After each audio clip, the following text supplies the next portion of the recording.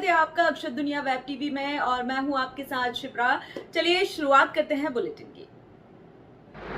परिचय। मेरा नाम मिलिंद बौद्ध है और मैं बुद्धिस्ट इंटरनेशनल नेटवर्क का प्रदेश प्रभारी हूँ।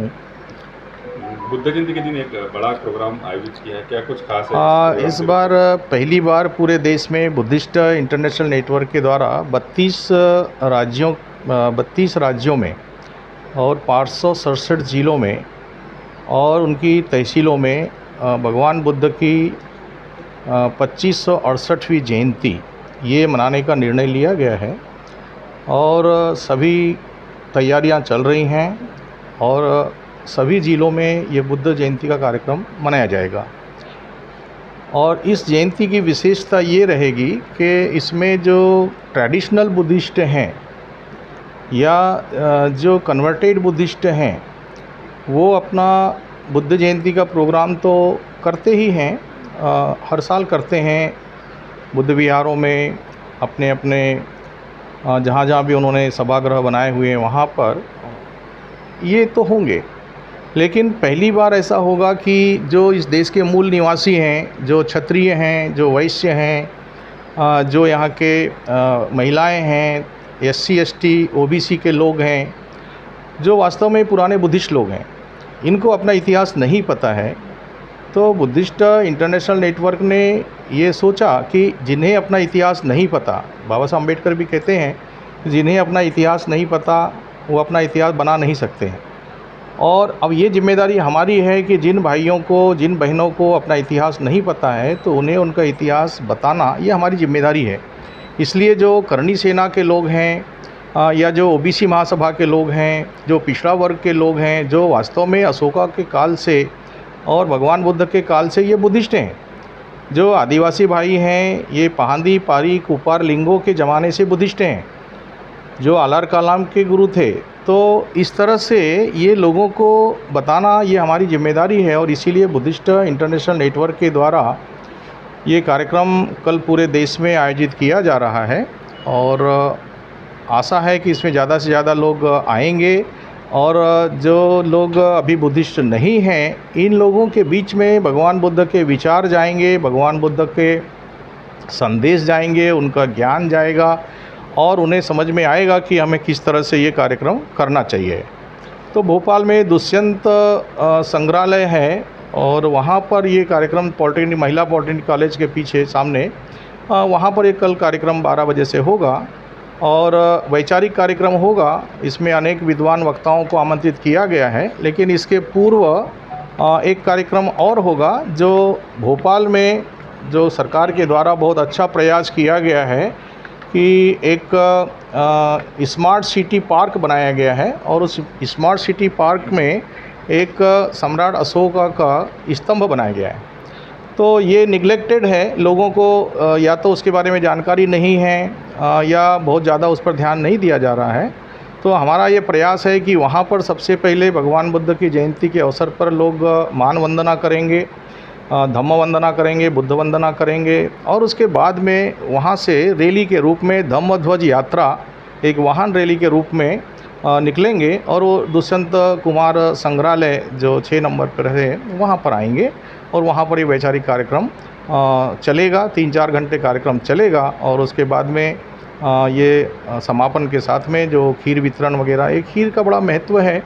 बुद्ध को, सिद्धार्थ गौतम को जो बुद्धत्व प्राप्त हुआ तो खीर खाने के बाद जो उन्होंने एक तरह से जो एक मार्ग लिया था, समाधि का मार्ग, जो उन्होंने कहा कि चाहे मेरे प्राण चले जाए मैं बैठा रहूँगा और कुछ नहीं करूँगा, कुछ नहीं खाऊँगा। तो एक सरसों का दाना खा करके दिन गुजारा करते थे, कभी एक चावल का दाना खा करके दिन गुजारा करते थे। उनका पेट और पीठ चिपक गए थे और उनके शक्ति नहीं रह गई थी, ताकत नहीं बची थी। पेट को हाथ लगाते थे तो पीठ हाथ में आती थी, पीठ को हाथ लगाते थे तो पेट हाथ में आता था और शरीर पर इतना मैल जम गया था, धूल मिट्टी सब जम गई थी, चमड़ी अपने आप गिरने लगते थे। तो ये हालत हो गई थी और ऐसे वक्त पर उन्हें ऐसा लगा कि ये जो मार्ग है ये अच्छा मार्ग नहीं है, अति का मार्ग है। तो ये 2 अतियाँ थी। एक अति जो राजा के महल में रहते थे, राजकुमार थे, तो वहाँ पर सुख वैभव की ज़िंदगी जीते थे तो वहाँ एक अति थी, तो वो एक अति थी और दूसरी अति ये, तो उन्होंने विचार किया कि ये दोनों अतियाँ ठीक नहीं हैं, इससे कोई फ़ायदा होने वाला नहीं है। मुझे जो प्राप्त करना है, जो ज्ञान मुझे चाहिए, जिस बात के लिए मैंने ग्रह त्याग किया हूँ कि दुख का कारण क्या है, तो वो यहाँ पता नहीं चलेगा।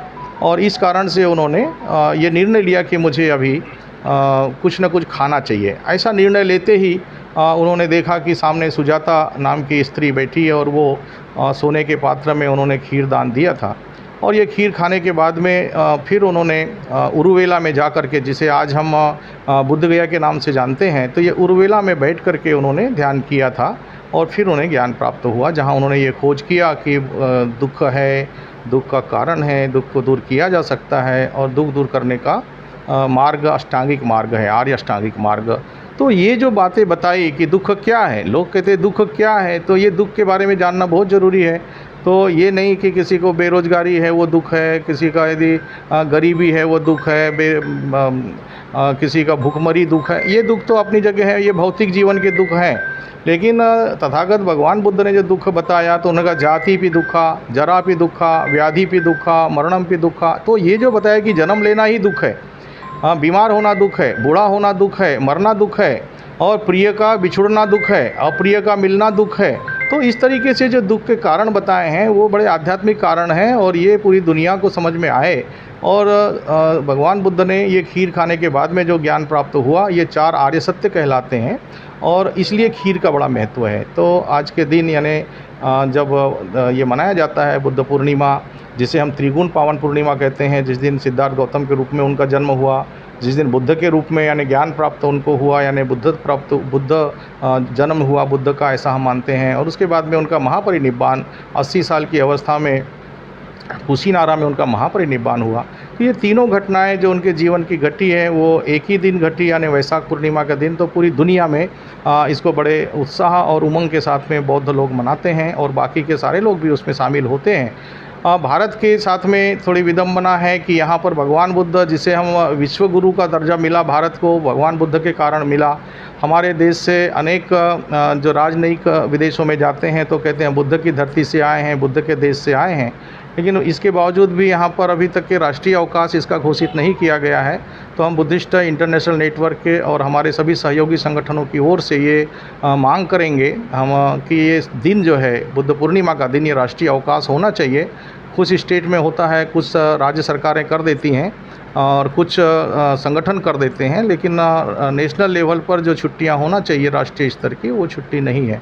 तो आज का दिन का बड़ा महत्व है। हम सभी मैं मंगल कामनाएं देता हूं सभी साथियों को, सभी माताओं बहनों को, बच्चों को, विशेष रूप से स्टूडेंट्स को, वो इस लाइन पर आएँ, समझें बुद्ध की फ़िलासफ़ी क्या है, बुद्ध की थ्योरी क्या है। जो उन्होंने 2 तरह का संदेश दिया है, एक कहते हैं हम सामाजिक संदेश दिया है और दूसरा है आध्यात्मिक संदेश। ये दोनों ही संदेश बड़े महत्वपूर्ण हैं और दोनों ही संदेश आज इसको दुनिया को ज़रूरत है इसकी, जिसमें समता, स्वतंत्रता, बंधुता और न्याय, ये सामाजिक संदेश दिया। और इसी संदेश के आधार पर, इसी बात के आधार पर इस देश का संविधान का निर्माण किया गया। संविधान निर्माताओं ने, विशेष रूप से डॉक्टर बोधिसत्व परम पूज्य डॉक्टर बाबा साहब अम्बेडकर ने संविधान का निर्माण किया, तो इसी भगवान बुद्ध के सामाजिक संदेश के आधार पर किया। दूसरा उनका आध्यात्मिक संदेश है कि आध्यात्मिक संदेश में निब्बाण का कैसे साक्षात्कार किया जा सकता है, जीते जी किया जा सकता है। मरने के बाद क्या होगा किसी ने देखा नहीं है, लेकिन जीते जी हम साक्षात्कार कर सकते हैं। तो इसके लिए आर्य अष्टांगिक मार्ग बताया है। और आर्य अष्टांगिक मार्ग में क्या है, तो सील है, समाधि है, प्रज्ञा है। तो सील के 3 अंग है, समाधि के 3 अंग है, प्रज्ञा के 2 अंग हैं।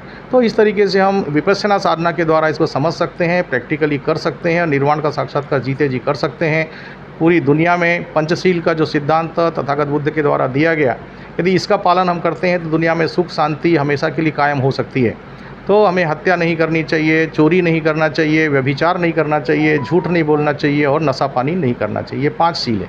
ये 5 शील का पालन पूरी दुनिया में यदि सभी लोग कर लेते हैं तो आप समझिए कि किसी तरह का कोई जो देश की तरक्की में कोई बाधा नहीं होगी, भाईचारा बढ़ेगा और सारे लोग सुखी हो जाएंगे। क्योंकि आप देखिए कि सिद्धार्थ गौतम के रूप में उन्होंने जन्म लिया, बुद्धत्व प्राप्त किया, 35 साल की आयु में 45 साल तक उन्होंने धम्म का प्रचार किया, लोगों को जगाते रहे और लोगों को समझाते रहे। और 80 साल तक समझाते रहे, 80 साल की आयु में उनका महापरिनिर्वाण होता है। तो जो संदेश उन्होंने दिया वो संदेश आज भी उतना ही महत्वपूर्ण है। हम सभी को आज के दिन उस संकल्प लेना चाहिए कि उनके बताए हुए मार्ग पर चलना चाहिए और लोगों को समझाना चाहिए कि शील का पालन करें, समाधि का अभ्यास करें, प्रज्ञा जगाएं और प्रज्ञा जगा करके निर्वाण का साक्षात करें। सबका मंगल हो, सबका कल्याण हो। भोपाल की ताज़ा खबरों के लिए हमारे YouTube चैनल को लाइक करें और सब्सक्राइब करें। धन्यवाद।